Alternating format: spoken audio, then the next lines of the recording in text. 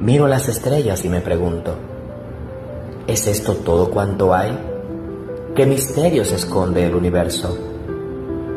Tal vez jamás lo sepa o quizás sí, pero de lo que en verdad estoy realmente convencido es que tú eres lo mejor que me ha sucedido. El solo imaginar perderte me consume de dolor, logrando trasladar mi mente al umbral de lo infinito. Sería capaz de buscarte más allá del cosmos, rompiendo con las reglas del espacio y el tiempo. Haría todo por encontrarte. Iría a los confines del universo tras la magia de tu amor, con la sola ilusión de ver tu preciosa luz, aun sea el justo momento de mi muerte. Sin dudas, el amor es la fuerza más poderosa que orbita nuestras vidas, cual gema esplendorosa.